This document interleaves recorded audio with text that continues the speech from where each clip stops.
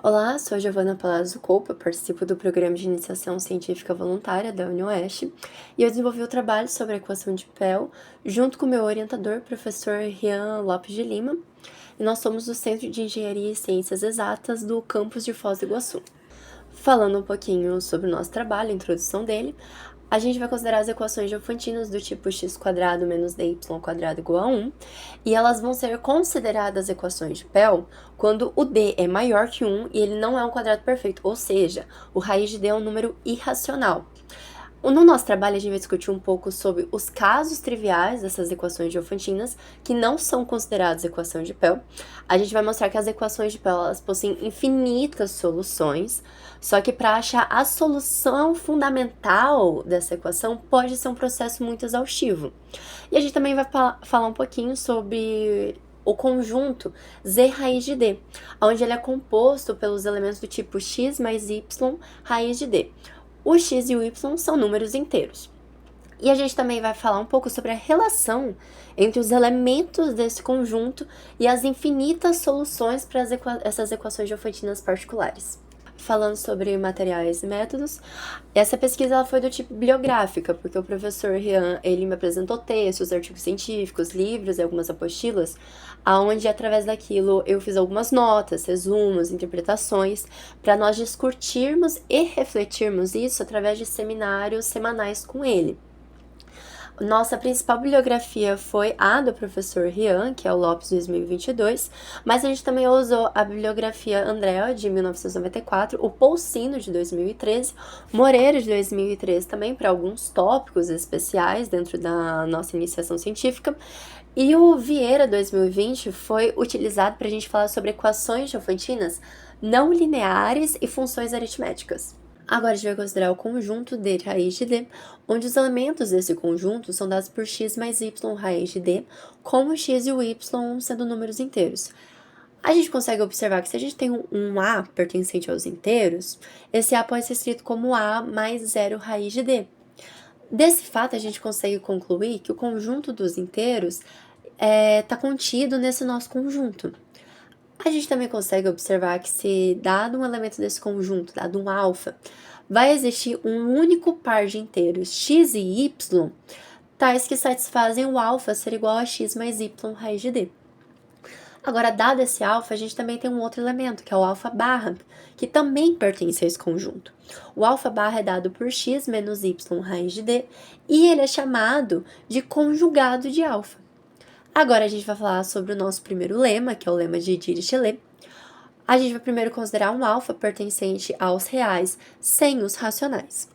Vão existir infinitos p sobre q pertencente aos racionais, com esses p e q pertencente aos inteiros, tais que o módulo do p sobre q menos o alfa vai ser menor do que 1 sobre o q ao quadrado. A gente também tem o lema 2, que diz que se o d é maior que 1 e não é um quadrado perfeito, então existe um inteiro não nulo m, tal que a equação diofantina x² menos dy² igual a m vai admitir infinitas soluções inteiras. Esses lemas são importantes para a gente fazer as demonstrações dos próximos teoremas, só que não cabe aqui nessa apresentação fazer essas demonstrações, mas esses lemas são muito importantes, então a gente tem que enunciar eles. Agora a gente vai falar um pouco sobre o nosso primeiro teorema, que diz que se d é maior que 1 não é um quadrado perfeito, então a equação diofantina que a gente vem trabalhando vai admitir pelo menos uma solução nos inteiros positivos. Nós temos que se a solução fundamental ou solução de base dessa equação diofantina, ela é definida como a solução positiva x1 e y1, tal que o x1 mais y1 raiz de d é o menor possível. O que isso significa? Significa se a gente tem uma outra solução positiva para essa equação, que é o x elevado a 1 e y elevado a 1, suponhamos. Então, a gente vai ter que a solução fundamental vai ser menor do que essa solução que a gente achou, ou seja, o x1 vai ser menor do que o x elevado a 1 e o y1 vai ser menor do que o y elevado a 1. Claro que a gente pode achar esse x1 e y1 substituindo sucessivamente o y igual a 1, 2, 3, assim por diante, na expressão do 1 mais dy ao quadrado, até a gente encontrar um quadrado perfeito, que é o nosso x ao quadrado. Só que isso pode ser um processo extremamente exaustivo, pois o x1 e o y1, eles podem ser muito grandes. A gente pode achar só uma solução fundamental quando o y é extremamente grande. A gente também tem o nosso teorema 2, que diz que se a gente tem essa solução fundamental, o x1 e o y1, então cada par de inteiros xn e yn, que a gente define dessa forma, que é o xn mais yn raiz de d, vai ser igual ao x1 mais y raiz de d, tudo isso elevado a n. Esse n vai pertencer aos naturais e vai valer para qualquer n pertencente aos naturais.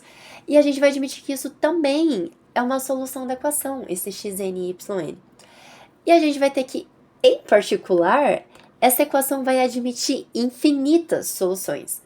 Fazendo um exemplo agora, a gente vai considerar a equação de Diofantina, x² menos 5y² igual a 1, e vai encontrar a sua solução fundamental. Note que ela é uma equação de Pell, porque o 5 é um número maior que 1, e ele não é um quadrado perfeito. Primeira coisa que a gente vai fazer para achar essa solução fundamental é analisar a expressão 1 mais 5y² e vai substituir nela o y igual a 1, 2, 3, até encontrar um quadrado perfeito. Então, se a gente tem o y igual a 1, a gente tem que essa expressão igual a 6, não bate com o que a gente quer. Se o y igual a 2, vai ser igual a 21, que também não dá. Se o y igual a 3, a expressão vai ser igual a 46, que também não é o que a gente quer.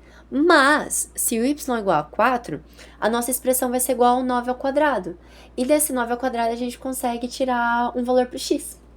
Então, a gente tem que... a gente vai ter o x1 igual a 9 e o y1 igual a 4. E eles vão ser uma solução para a nossa equação. Se a gente quiser achar mais soluções, a gente pode fazer o que a gente viu no teorema 2. Então, o x2 mais y2 raiz de 5 vai ser igual ao x1, que é 9, mais o y1, que é 4, raiz de 5, e fazer isso tudo ao quadrado. Isso é igual a 161 mais 72 raiz de 5. De modo que o x2 é o 161 e o y2 é igual a 72. E eles são uma solução da nossa equação. Pois, se a gente substitui eles na nossa equação, a gente tem que o 161 ao quadrado menos 5 vezes o 72 ao quadrado vai ser igual a 1. A gente também pode calcular outra solução fazendo o x2 mais y2 raiz de 5 ao quadrado. Se a gente fizer isso, substituindo o x2 igual a 161 e o y2 igual a 72, fazendo eles ao quadrado, a gente vai ter o 51.841 mais 23.184 raiz de 5. E o 51.841 e o 23.184 são uma solução para a nossa equação, porque, de novo, se a gente substituir eles na nossa equação, isso vai ser igual a 1. Agora a gente vai falar sobre o nosso lema 3, onde a gente vai considerar um θ maior que 1, sendo um número real. Então, para cada número real x que for maior que 1, e esse x ser diferente de θ, vai existir um inteiro, n, maior ou igual a zero, tal que, se a gente fizer o θ elevado a n, ele vai ser menor do que x, e esse x vai ser menor do que o θ elevado a n mais 1. Agora, para concluir a nossa apresentação, a gente vai apresentar o terceiro e o último teorema que nós temos, que vai caracterizar a solução fundamental da equação de Pell. A gente vai considerar uma solução fundamental para essa equação, que é o x1, y1. Então, cada solução positiva para essa equação de Diofantina vai ser dada por um xn e yn, onde esses inteiros vão ser determinados por o xn mais yn raiz de d, vai ser igual ao x1 mais y raiz de d, tudo isso sendo elevado a n, onde esse n pertence aos naturais. Daí, a gente vai para um exemplo, onde ele pede para a gente determinar as soluções positivas da equação x² menos dy² igual a 1. Note que isso é uma equação de Pell, porque o 7 é um inteiro maior do que 1 e não é um quadrado perfeito. Então, pelo teorema 3, a gente tem que as soluções positivas xn e yn para essa equação de Diofantina, elas vão ser determinadas pelo xn mais yn raiz de d igual a x1 mais yn raiz de d elevado a n. Então, sendo x1 y A solução fundamental, a gente tem que achar esse y1 e x1. Então, se a gente tem o y igual a 1, substituindo na expressão 1 mais 7y ao quadrado, a gente tem que essa expressão vai ser igual a 8. Se a gente tem o y igual a 2, essa expressão vai ser igual a 29. E se a gente tem o y igual a 3, a gente tem que essa expressão é o 64. E o 64 é um quadrado perfeito, é o 8 ao quadrado. Então, disso a gente consegue tirar que o nosso x1 é igual a 8 e o y1 vai ser igual a 3. E eles formam a nossa solução fundamental. Portanto, o que a gente tira disso? A gente tira que as soluções positivas da nossa equação, que a gente está estudando nesse exemplo, vão ser os pares xn e yn, que vão ser determinados por xn mais yn raiz de d, que é igual a 8 mais o 3 raiz de 7 elevado a n, não importando n, desde que esse n pertença aos naturais. E assim eu finalizo essa apresentação, agradeço por terem assistido até aqui, e caso tenham alguma dúvida, se algo foi explicado muito rápido e vocês queiram que eu explique novamente, só me chamar que eu estarei à disposição. Obrigada!